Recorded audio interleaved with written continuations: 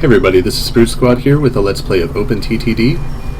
For this first episode, on episode 0 if you will, we're going to go over how to create the maps that we're going to play on. The random generator for this game does a pretty good job, but I find that it adds either too many bodies of water or not enough. It's just not quite there for what I want to play on. And I find if I'm not excited about the map that I have to play on, then I quit the game very easily. I don't get attached, and I end up not really getting much done. So, to make your map, we're going to go to the scenario editor. This is just my method for making maps. You don't have to do it this way, it's just how I do it. It's not the right way, it's not the best way, but it's the way I want to do it. We're going to be playing on a 512 by 1024, but for this video we're going to be making a smaller map just as an example. Let's go over the settings a little bit. I do use the Chair Genesis script. I think it just makes a bit better maps. I do like a mountainous map, and we're going to try it with medium sea level and kind of smooth. So let's talk about quickly, we have this setting for variety distribution and variety and smoothness. The difference between those is variety distribution is going to affect the regions on the map, basically. So if you have variety distribution at high, it's going to have everything kind of uniform across the map, but we actually want it on low. So that way, even though it is a mountainous map, with variety distribution on low, we're going to get a mountainous area. We're also going to get some areas that are kind of flatter. It's just going to have a bit of a more variety on the map. So there's going to be distinct regions on the map. The difference between that and smoothness is the features that are on the map are going to be smoothed out a bit better. And that's kind of the difference between the two. When we're first generating our map, we're going to go with no rivers.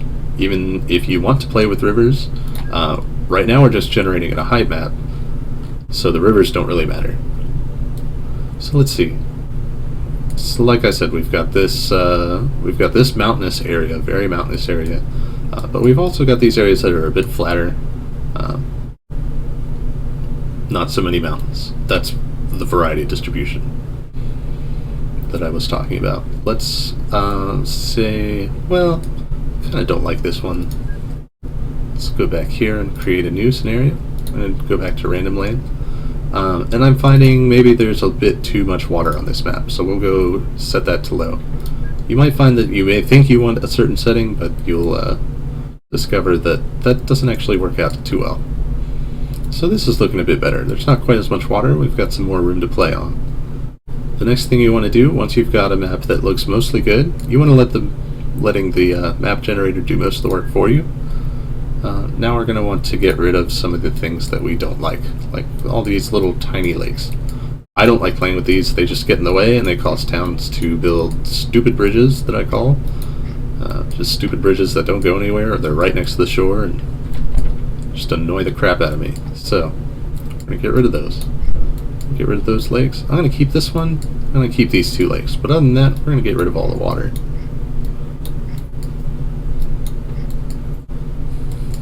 The other thing I'm going to get rid of is all these tiny little bits where the land gets uneven. And when you're going through your map, you want to go through and look at everything, anything you see that would make you just kind of rage at the map generation. Especially towns. When you look at a place and you know that a town is going to build something stupid there, you want to get rid of that. You'll probably miss a few spots, but the fewer places you have on the map where towns will build something dumb and you'll be like, town, why did you do this? The better. Okay, so there's still a few spots there that we could level out, yep. And if you're okay with missing a few, then miss a few. If you want to go over the entire map, square by square, and get rid of every single thing and edit every single thing, that's fine too.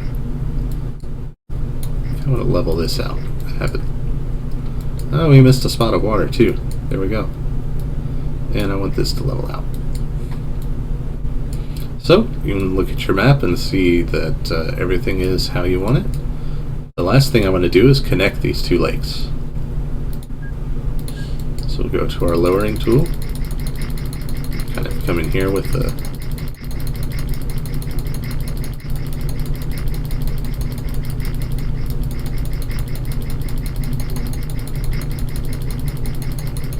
so what I'm thinking here is that I want a spot where we can build a bridge between the two lakes. So I'm actually going to level some of this out again. Bring some of it back. There we go. So now we have a space where we can put maybe a bridge here. So there's your whole map. What you're going to do is not save as a scenario, you're going to save the height map. I'm going to save this as the LP example for Let's Play. Go. And then if you, at this time, you have to choose whether you want to have your towns and rivers and industries randomly generated, or if you want to place all those things on the map for yourself. If you want any of those things to be placed where you want them, then you have to place all of them. The scenario editor will place them randomly. Basically, the point is that if you want any of them to be randomly generated, either do that here in the scenario editor, or when you go to play on the height map, they're all going to be randomly generated for you. So that's how I like to do things. I like to have things randomly generated. So we've saved the height map, so that's all we need to do. So let's abandon the scenario editor. And now we're going to play on a height map. I'm going to load that up. I'm going to keep all of our settings here. Now we get to customize our towns and industries. I like these things on very low. And I find that the number of towns, even on very low, tends to create too many towns. So we're just going to put in 12 for now, just as an example. Now we're going to change our rivers to few. And that'll give us some rivers. So you've got all these settings how you like. Now we're going to generate. And let's see what we've got. So we've got our towns here. See the placement of our towns. I was kind of hoping we'd have a bit more towns near the lakes. So let's go back and do this again.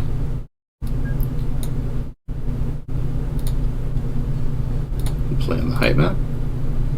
It'll keep your settings from before, so we'll just generate it again. There we go. We've got a bit more towns near the lakes, and so now we're a bit happier with our setting. You can go through and make sure everything is how you like it. I like to go through and make sure that none of the towns are way too clumped up together, or that they've built stupid bridges to nowhere. Like this one. This is a stupid bridge, kind of, that they've built over the river. And then it ends at a place where you can't really build anything. So that's what I call a stupid bridge. If there's one or two, I can kind of deal. But sometimes there are ones on the map that are just too many. Or even worse is when they build cities in stupid places. Like if they placed a town center on this little tiny island, I would kind of, yeah, that would not work for me. So that's how I get my maps. And so that's, sharing my method with you, how to do that for yourself. I'll be back next episode, and we'll actually start playing on another map that I've already prepared and created. I've already got the towns laid out how I want them, so we won't have to go through that process. But we will start next time with some actual gameplay. I'm Brute Squad, and thanks for watching.